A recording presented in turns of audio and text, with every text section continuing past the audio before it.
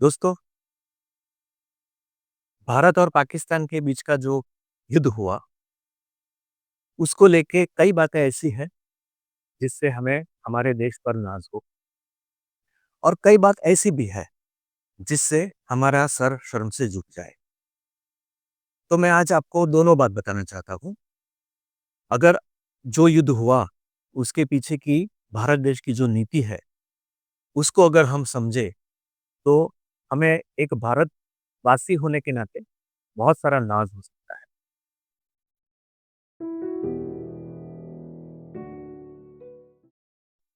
भारत और पाकिस्तान के बीच में जो युद्ध हुआ, उसमें भारत देश ने जो युद्ध नीति अख्तियार की, उसके जो मूल है, वो महाभारत के युद्ध में जाते हैं।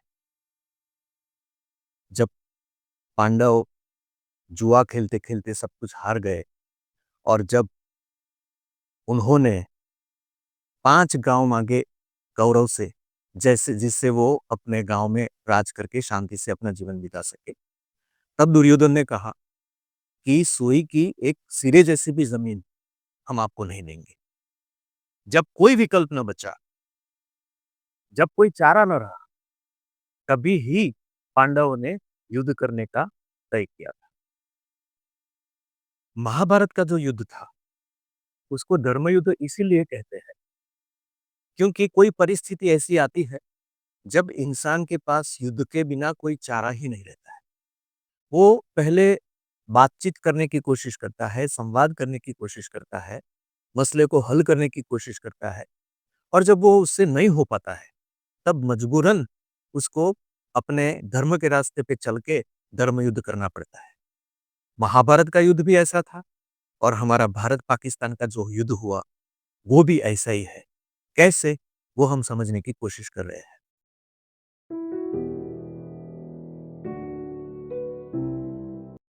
भारत एक शांति प्रिय देश है। वो युद्ध करने में नहीं मानता। ये ऐसा देश है, ये ऐसा राष्ट्र है जहाँ अहिंसा को हमेशा अपनाया गया है। लेकिन ये देश ऐसा भी मानता है कि अहिंसा का मतलब कायरता नहीं। सो युद्ध में न मानते हुए भी हम हमेशा युद्ध के लिए तैयार रहते हैं, क्योंकि हम मानते हैं कि जो लोग शक्तिशाली होते हैं, हिम्मत वाले होते हैं, वही अहिंसा का पालन कर सकते हैं।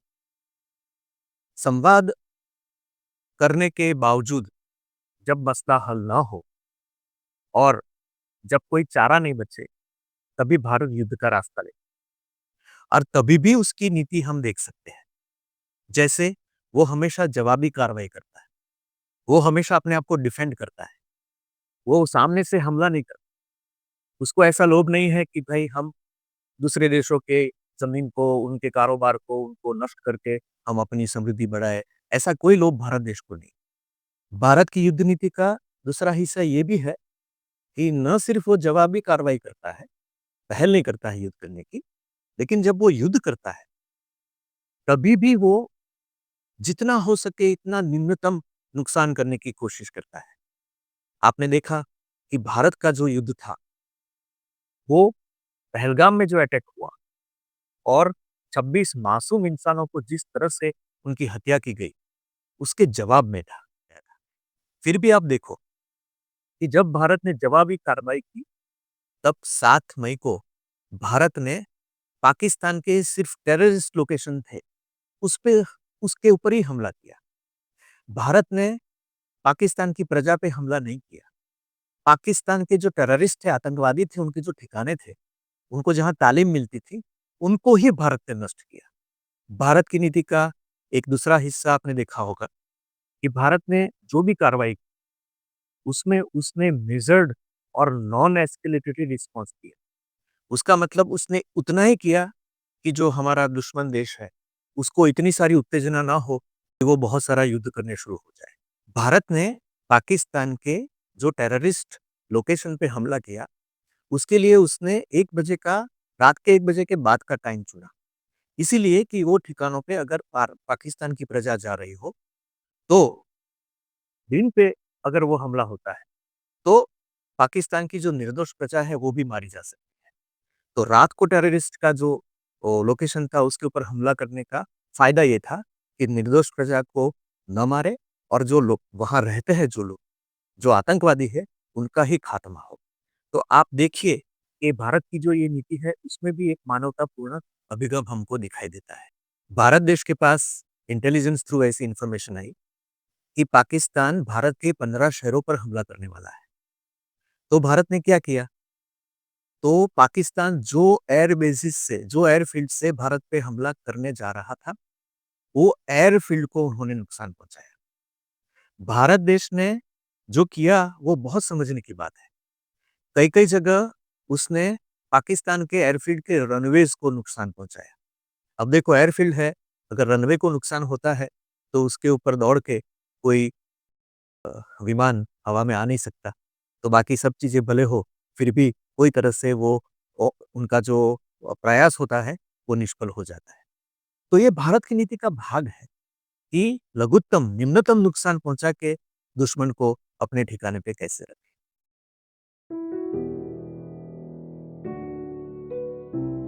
आपको ये भी पता होगा कि भारत एक न्यूक्लियर पावर वाला कंट्री है और पाकिस्तान के पास भी न्यूक्लियर वेपन, दोनों न्यूक्लियर कंट्रीज है।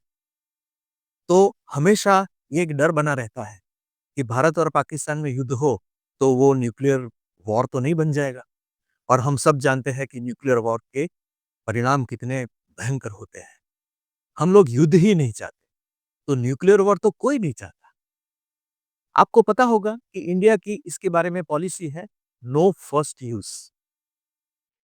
नो फर्स्ट यूज का मतलब होता है कि भारत न्यूक्लियर वेपन्स का इस्तेमाल पहले नहीं करेगा।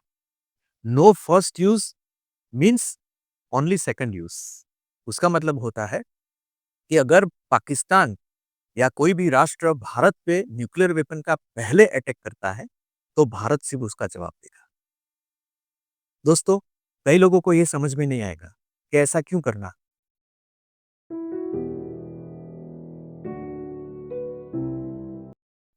सबसे पहले हमारी जो न्यूक्लियर शक्ति है, कैपेबिलिटीज है, वो बहुत सशक्त, वो बहुत ही अ, मजबूत तरीके से हमने बनाई। तो अगर पाकिस्तान, एग्जाम्पल के तौर पे मान लो कि अगर पाकिस्तान भारत पे न्यूक्लियर बटन दबा के न्यूक्लियर हमला करता है, तो पाकिस्तान ने वार कर दिया। अब हमारी जो पॉलिसी है, जो हमने पूरी दुनिया में जाहिर की है, उसके हिसाब से अब हम वार कर सकते हैं। और हमारी शक्ति इतनी सारी है कि एक ही प्रहार में हम पूरे पाकिस्तान को नष्ट कर सकते हैं। उसका मतलब ये हुआ, और ये पाकिस्तान को भी पता है, कि अगर उसने न्यूक्लियर वेपन यूज किया, तो वो बुमरैंग की तरह उसके खुद के राष्ट्र पे वापस आएगा। भारत की जो एटॉमिक पावर और एटॉमिक उसके न्यूक्लियर वेपन है, वो पाकिस्तान को खुद को बर्बाद कर देगा। भारत पे पहला हमला करने का मतलब ही ये होता है कि वो अपने खुद के राष्ट्र का सफाया करे।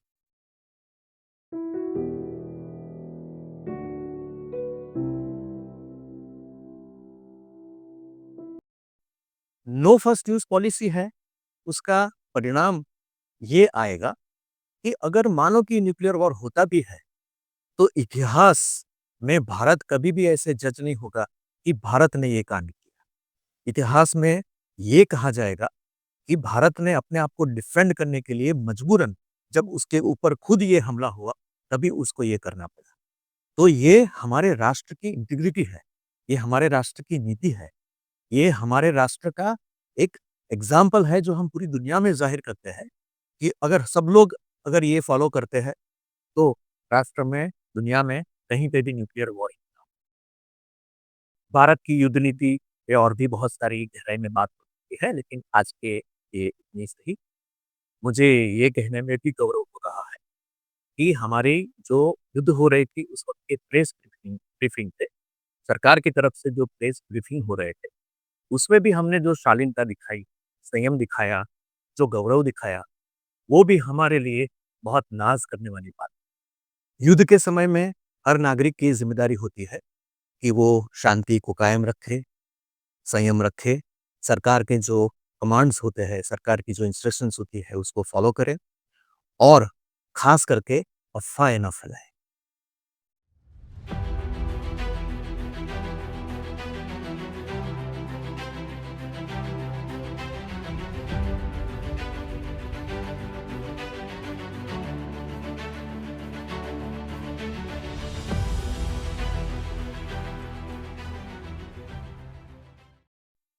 भारत की ये युद्ध नीति ऐसी है जिससे मुझे बहुत प्राउड फील होता है। एक भारतवासी के लिए ये अपना देश का जो चरित्र है, अपने देश का जो अभिगम है, उसको समझने समझने से हमको कितना अच्छा फील होता है, हमको कितना सुकून होता है, हमको कितना नाज़ होता है। लेकिन दोस्तों, कई बात ऐसी भी होती है, जो भारतवासी होने के नाते हमारे सर को शर्म से झुकाती है। पाकिस्तान के जो हमले होते हैं, उसका भोग हमेशा सबसे पहले सरहद पे आए हुए गाँव होते हैं। आपको शायद पता ही होगा कि हमारा जो जम्मू रीजन है, उसमें पुंछ करके एक इलाका है, जो करीबन जो लाइन ऑफ कंट्रोल है, जो भारत-पाकिस्तान की जो सरहद है, वहाँ से करीबन 3 किलोमीटर दूर है। तो पाकिस्तान ने 7 मई को शाम को गोलाबारी करनी शुरू कर दी, जिसका भोग ये गाँव वाले बनने लगे। उसमें एक नागरिक का नाम था कारी मोहम्मद इकबाल। वहाँ उनकी खिड़कियाँ टूटी हैं, शीशे टूटे हैं और वो अपने रूम के अंदर बैठे हुए थे। उनको यहाँ से लगा गले में से, तो जिसकी वजह से यहाँ से हॉस्पिटल पहुँचाया तो वहीं ख़त्म हो गए। दूसरे दिन 8 मई को कारी मोहम्मद इकबाल के मरने की खबर कई टीवी चैनल्स में आई। फर्क ये था कि ये चैनल्स का ये कहना था कि कारी मोहम्मद इकबाल एक आतंकवादी था, वो टेररिस्ट था। पुलवामा जैसे जो अटैक हुए थे भारत पर, उसका वो मास्टरमाइंड था। ऐसी-ऐसी बातें मीडिया चैनल्स पे चली और एक फिटकार या धिक्कार का वातावरण होता है, ऐसा वातावरण ये कारी मोहम्मद इकबाल के बारे में खड़ा। मारा गया आतंकी कारी मोहम्मद एनआईए की मोस्ट वांटेड आतंकियों की लिस्ट में शामिल था। और उसी दिन 8 तारीख को पुंछ की पुलिस, हमारी भारतीय पुलिस, एक स्टेटमेंट जारी करती है उनके फेसबुक पे और जनता के लिए कि कारी मोहम्मद इकबाल वो भारत देश का नागरिक था, वो आतंकवादी नहीं था और जो लोग ये अफवाह फैलाएंगे उनके पर पुलिस कार्रवाई की जाएगी।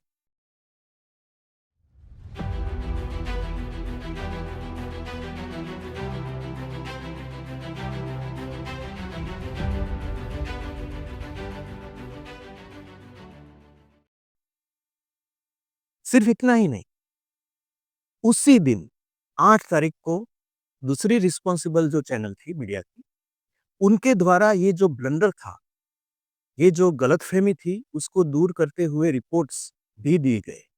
ये बताया गया कि पुलिस ने और ये जांच करने के बाद ये पता चला है कि ये अफवाह है, ये गलत है।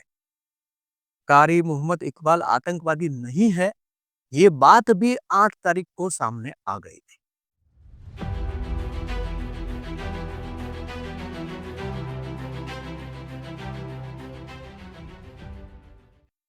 फिर भी इतने दिनों के बाद भी उसके चरित्र का जो हनन किया गया मीडिया, उसके बारे में मीडिया चैनल का कोई प्रतिभाव नहीं। शायद ही कोई मीडिया चैनल ने इसके बारे में अपोलोजाइज किया है, माफी मांगी है। कौन था ये कारी मोहम्मद इकबाल? कारी मोहम्मद इकबाल उसके गांव का एक शिक्षक था। वो एक रेसिडेंशियल स्कूल थी जहाँ 150 बच्चे पढ़ते थे, वहाँ पढ़ाता था, वहाँ ही रहता था, वहाँ पढ़ाता था। बच्चों की वो संभाल रखता था। वो बहुत सीधा-सादा, जिसको हम भगवान का आदमी कहते हैं, जिसको हम अल्लाह का बंदा कहते हैं, वैसा वो इंसान था। और फिर उसको जो है वो आतंकवाद से जोड़ा गया और फिर उसको जो है वो पुलवामा हमले से जोड़ा गया, जिसका जीरो क्रिमिनल रिकॉर्ड है, जिसके खिलाफ कभी कोई एफआईआर नहीं है। तो मुझे वहाँ के हिंदू और सिख फ़ोन कर रहे थे कि जी हमें आप खड़ा कीजिए, हम इसके घर के सामने खड़े होकर इंटरव्यू देंगे, हम इसको जानते हैं। दोस्तों, आप अपनी संवेदना को यूज़ करके ये समझने की कोशिश कीजिए कि भारत और पाकिस्तान के युद्ध में पाकिस्तान की गोलाबारी से भारत का एक नागरिक मर जाता है, वो शहीद होता है और शहीद होने का उसका गम अभी उसके परिवार वालों से दिल में है। तभी उसकी दूसरी बार हत्या की जाती है, उसको आतंकवादी करार किया जाता है। आप सोचने की कोशिश कीजिए कि उसके परिवार वालों पर क्या गुजरती होगी। प्रेस रिलीज में क्लियर कट ये लिखा हुआ था कि हमारा खानदान जो है, इस खानदान का ना आज तक कोई मिलिटेंट हुआ, ना आज तक OGW कोई है। बिना सोचे समझे इतना बड़ा टैग लगा दिया। मतलब कट्टर हिंदुस्तानी आदमी को, एक वो आदमी जो अपना आप को हिंदुस्तान के लिए कुर्बान करता है, आप उसको जब मिलिटेंट कहोगे तो बाकी वालों में क्या मैसेज आएगा? हिम्मत रखिए आप।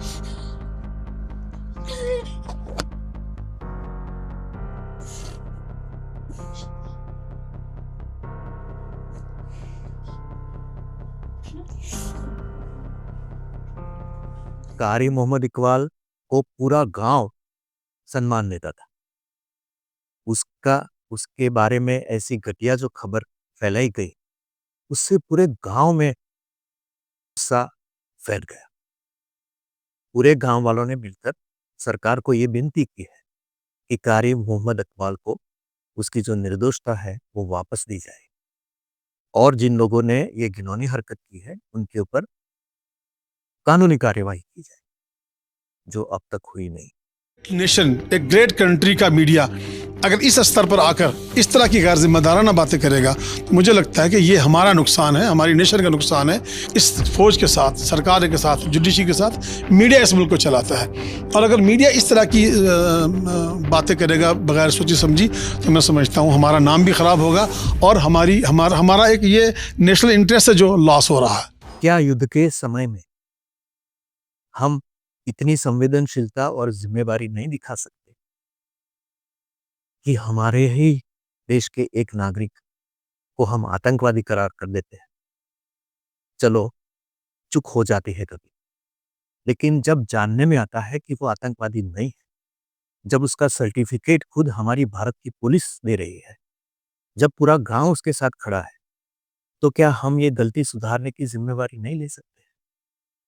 दोस्तों, मुझे ऐसा होता है कि पूरे भारतवासियों के तरफ से ये कारी मोहम्मद इकबाल की क्षमा मांगे हम।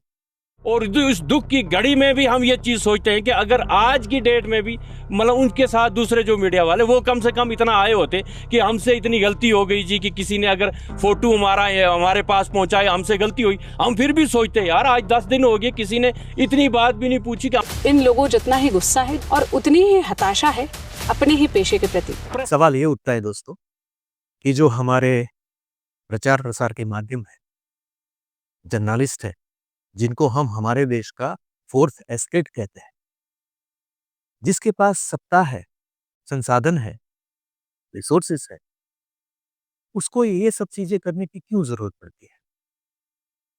क्या वो इतने बुजदिल है, इतने झूठे हैं? क्या उनके पास अपना खुद का कोई ज़मीर नहीं है कि वो सच्ची बात को सच्ची कह सके? दोस्तों, पूरी दुनिया में journalism, free journalism, responsible journalism करके एक सर्वे होता है, जिसमें 180 देशों में से हमारा क्रमांक है 151, 151। उसका मतलब होता है कि हमारा देश ये पत्रकारिता के बारे में चाइना, पाकिस्तान, इराक, उसके साथ हमारा क्रमांक आता है। हमारा देश है वो जिम्मेवारी में मानने वाला देश। देखिए हमारा सैन्य और हमारी सरकार कितनी जिम्मेवारी बता रही। उस वक्त हमारे प्रचार प्रसार के माध्यम अगर ऐसी गैर जिम्मेवार हरकत करे तो कौन से भारतवासी का सर नीचा नहीं होगा? हमारे महान देश में ऐसी बहुत सारी चीजें हैं जिसको हमको सुधारने की जरूरत है।